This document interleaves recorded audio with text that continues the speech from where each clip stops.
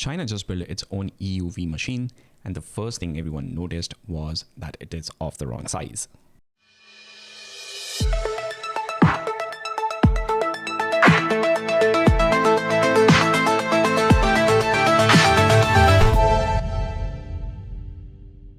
Every line of code that you have ever shipped is sitting on a stack.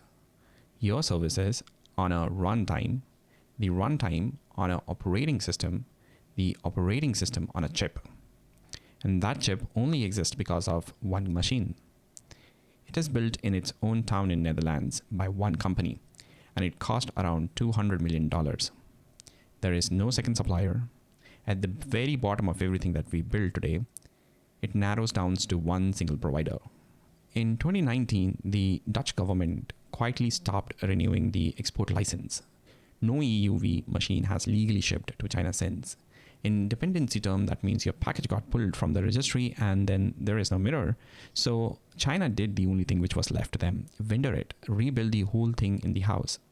People compared their efforts to the Manhattan project, and the comparison is not really about the money. It is about how far down you have to rebuild. What the machine does is print. A chip is a pattern, light goes through the stencil of the chip and then lands shrunk on a wafer. And printing has one rule: you cannot draw a line much finer than your wavelength. For 2 decades, that wavelength was 193 nanometers. Deep ultraviolet. Transistors kept shrinking anyway, until the features were 40 times smaller than the light drawing them. They faked it with tricks: print half a pattern, shift the wafer, and then print the rest. But tricks run out. Then the only lever left is the light itself. 13.5 nanometers, 14 times shorter than anything anyone had printed before. Nothing in a catalog emits at 13.5 nanometers. You have to make it one flash at a time. ASML's answer is 50,000 tin droplets a second falling through vacuum. A small laser flattens each droplet onto a disk. A moment later, a far bigger carbon dioxide laser hits that same disk.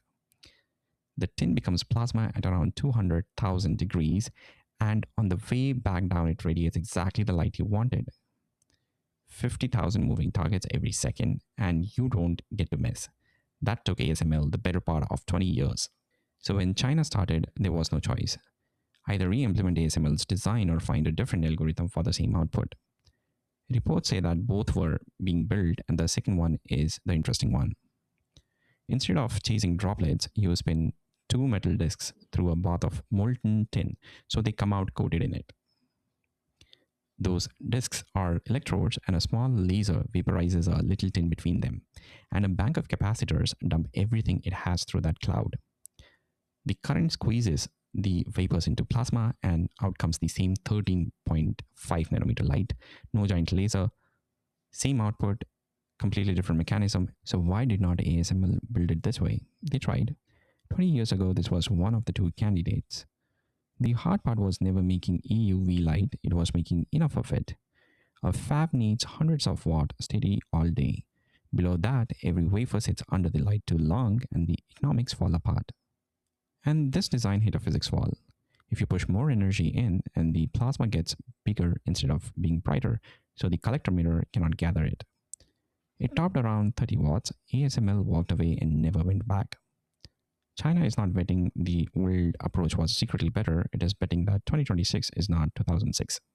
Now you have the light, and you still have to get it onto the wafer, and this is where it turns strange.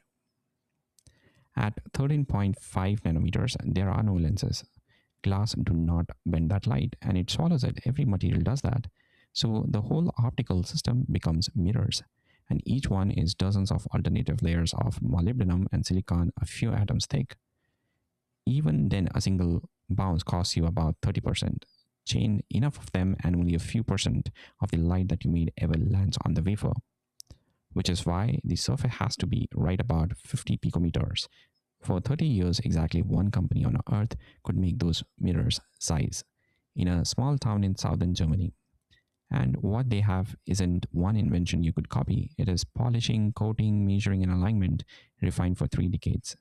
That is the kind of dependency an export ban does not even have to cover, because it was never really written down anywhere. China's answer was to cut the problem into pieces and hand them to the institutes. The optics went to Shanghai. They already built world-class mirrors for space telescopes, but a curved UV mirror sitting in a hot tin debris and a hard radiations for years without degrading is its own decade of work. Which brings us back to the size. If your light source is a dimmer and every mirror loses a little more than it should, you have only one level left, the scale. Bigger collectors, a longer optical path, larger mirrors, more of everything to end up with the same amount of light on the wafer. It is the hardware answer to an algorithm you cannot optimize yet. You throw a factory floor at it. ASML's scanner is about the size of a school bus. The Chinese prototype reportedly needs a building. And then there is a dependency which nobody ever put on the diagram. Helium, the gas in the party balloons. It carries heat away from the hottest path of the process. It refuses to react with anything, and its atoms are so small it finds leaks no other gas can. Nothing else does all three, and one advanced fab gets through thousands of cubic meter of it every month. China imports about 85% of what it uses, mostly from Qatar and Russia, and you cannot stockpile your way out of it. It ships as a cryogenic liquid, and if it sits for too long, it boils off and leaves the planet. Machines you can block, parts you can block, people are harder. Some of the best EUV engineers alive were already working inside the companies doing the blocking. One name that keeps coming up is Ling Nan, who spent years at ASML on the light source, the hardest subsystem in the machine. He went back, joined the Shanghai Optics Institute, and his team started publishing and patenting on the EUV light generation almost immediately. You can see it in the paper counts. For years, China barely published on this at all, and then around 2020, the curve goes vertical.